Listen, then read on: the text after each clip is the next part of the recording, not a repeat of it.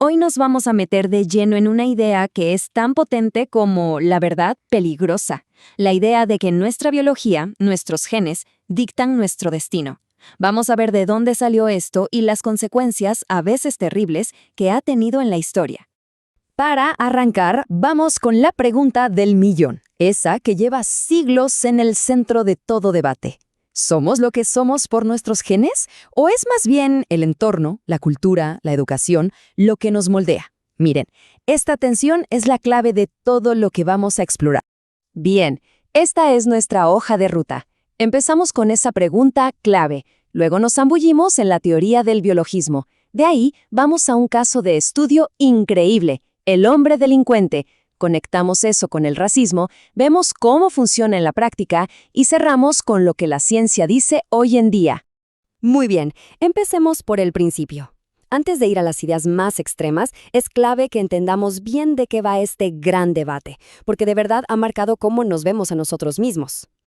A ver, es el clásico debate de naturaleza versus crianza, ¿no? Por un lado está la idea de que, bueno, ya venimos con un libreto escrito en el ADN. Y por el otro, la idea de que somos como una página en blanco que se va escribiendo con las experiencias y la sociedad que nos rodea. Ok, ya con las dos posturas sobre la mesa, vamos a explorar una de las respuestas más, digamos, radicales y polémicas a esa pregunta. Hablemos del biologismo. Una teoría que le apuesta todo a la naturaleza. O sea, para el biologismo social, lo biológico es lo que manda, y punto. Según esta forma de pensar, cosas como la educación o el lugar donde crecimos juegan un papel súper secundario, casi decorativo, frente al poder de la herencia genética. Y ojo, que esta teoría se aplica en dos escalas bien distintas. Por un lado, a nivel social, a lo grande. Dice que la forma en que se organiza la sociedad es un reflejo de la evolución. Y por otro, a nivel individual, a lo pequeño. Sostiene que cada persona, con sus virtudes y defectos, está básicamente definida por sus genes. Y aquí es donde la teoría se va a su versión más extrema y francamente peligrosa, el determinismo biológico. Esta idea básicamente borra del mapa el libre albedrío, porque si todo está escrito en los genes, entonces las desigualdades o ciertos comportamientos ya no son injusticias, sino que se vuelven algo natural, algo inevitable. Pero bueno, dejemos un poco la teoría y veamos cómo se aplicó esta idea en el mundo real. Para eso, viajemos al siglo XIX, a un campo que intentaba entender por qué la gente comete crímenes, la criminología. Aquí entra en escena César el Lombroso. En su famoso libro El hombre delincuente, llevó el biologismo individual a una conclusión que hoy nos parece increíble, que ser criminal no era una elección, sino una condición con la que se nacía. Esto que leen es la esencia de su argumento. Es tremendo. Lombroso de verdad creía que se podía mirar a una persona y, solo por sus rasgos físicos, saber si era un criminal nato. Imaginen el impacto, una idea que tuvo una influencia enorme y muy peligrosa. Entonces, ¿en qué se basaba para decir algo así? Bueno, Lombroso desarrolló la idea de los rasgos atávicos. Atávico viene del latín y significa antepasado.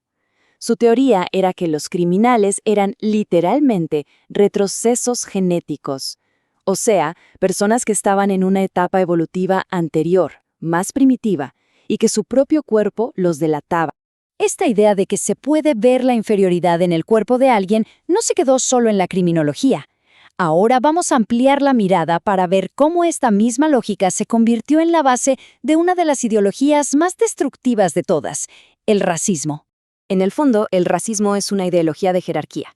Parte de una creencia que hoy sabemos es totalmente falsa, de que la humanidad se divide en razas y que algunas son, por naturaleza, superiores a otras. Y bueno, esa idea es el motor de la discriminación. Y aquí es donde el determinismo biológico se vuelve literalmente un arma. El llamado racismo científico lo que hace es tomar el lenguaje de la ciencia para darle un barniz de legitimidad a algo que es profundamente anticientífico. Es clave entender esto. Es una total corrupción de la ciencia. Y las consecuencias de esta pseudociencia han sido devastadoras.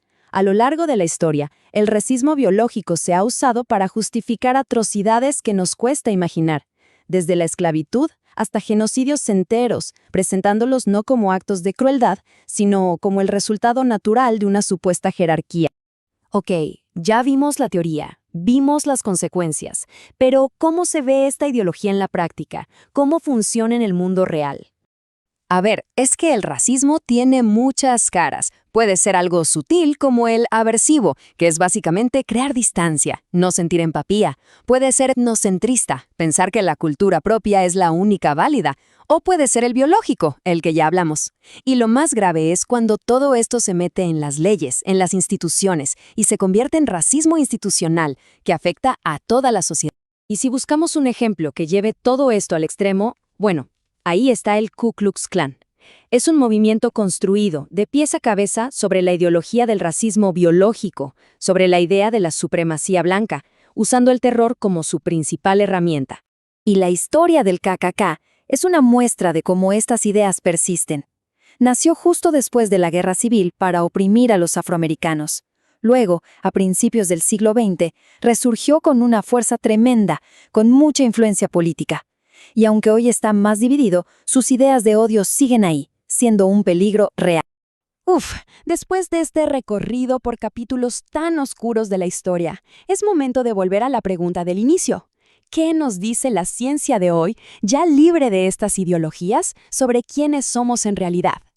Esta cita lo resume perfecto. La palabra clave aquí es interacción. No somos solo genes ni solo entorno. Somos el resultado de una danza constante y súper compleja entre los dos. Aquí no ganan ni la naturaleza ni la crianza, sino que trabajan juntas.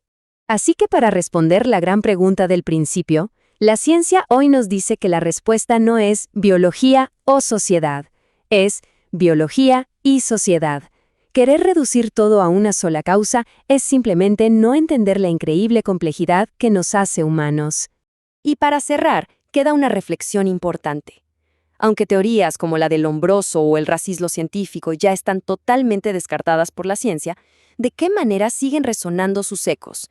¿En qué prejuicios o estereotipos de hoy siguen vivas estas viejas y peligrosas ideas de que la biología es destino,